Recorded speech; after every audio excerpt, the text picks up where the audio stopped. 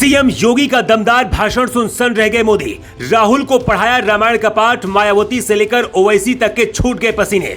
इधर मोदी ने दिया आदेश, उधर फारूक अब्दुल्ला भी बोलने लगे जय श्री राम। क्या 2024 से पहले हिंदू राष्ट्र बनाने की है तैयारी? बीजेपी ने चली गजब की चाल, कांग्रेस ने शुरू कर दिया मुसलमानों का विरोध। राहुल के बाद कोर्ट ने दिया मायावती अखिलेश को बड़ा झटका। इधर कांग्रेस के नेता राहुल गांधी की सदस्यता जाने के बाद बवाल कर रहे थे, मोदी सरकार को तानाशाह कहकर ताबड़तोड़ हमले बोल रहे थे।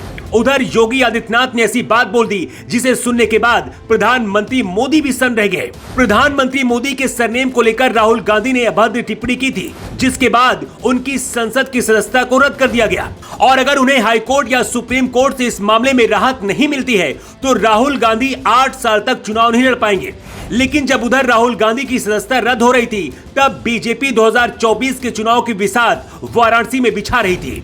प्रधानमंत्री मोदी मौजूद थे, साथ में योगी आदित्यनाथ और कई मंत्रियों का हुजूम भी लगा हुआ था। प्रधानमंत्री मोदी ने सबसे पहले जनता को संबोधित किया, लेकिन जब नंबर योगी आदित्यनाथ का आया तो महफिल योगी ने लूट ली। राहुल गांधी की सदस्यता रद्द होने के बाद योगी आदित्यनाथ ने कहा कि जैसे के साथ तैसा होता है, लेकिन योगी का पूरा फोकस 2024 के चुनाव पर था, इसलिए उन्होंने हिंदुत्व का भी दांव चल दिया। ईवीएम पर रोना रोने वाले लोगों को भी सबक सिखा दिया। योगी ने कहा, जिन लोगों को 2004 में ईवीएम से सरकार बनाने का मौका मिला, आज वो ईवीएम को कटघरे में खड़ा कर रहे हैं।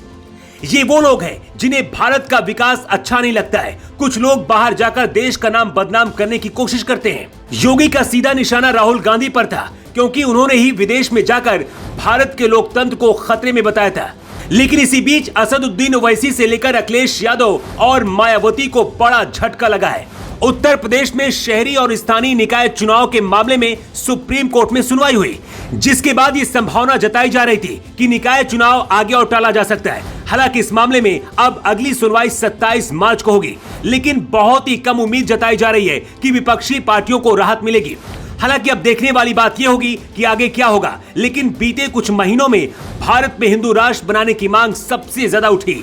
बागेश्वर धाम वाले धीरेन्द्र कृष्ण शास्त्री महाराज ने जब से हिंदू राष्ट्र बनाने की बात कही है, तब से देश में सबसे ज्यादा चर्चा इसी की हो रही है। लेकिन सवाल ये है कि क्या बीजेपी 2024 के चुनाव तक भारत को हिंदू राष्ट्र बनाने की तैयारी में है?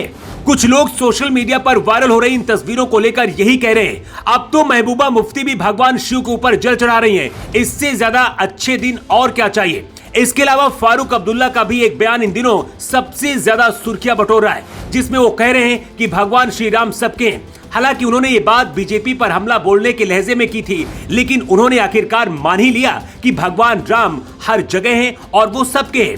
महबूबा मुफ्ती हो या फिर फारूक अब्दुल्ला, इन दोनों को हिंदू विरोधी नेता के तौर पर माना जाता है। लेकिन जब अब इनके स्वभाव में एकदम से बदलाव देखने को मिल रहा है, तो हर कोई हैरान है और यही कह रहा है कि लग रहा है कि मोदी ने अपना काम कर दिया। 2024 का चुनाव बस अब आने ही वाला है। ऐसे में इसमें कोई दो राय नहीं है कि बीजेपी हिंदुत्व की राजनीति के जरिए इस बार भी अपनी सरकार बनाने की पूरी कोशिश करेगी।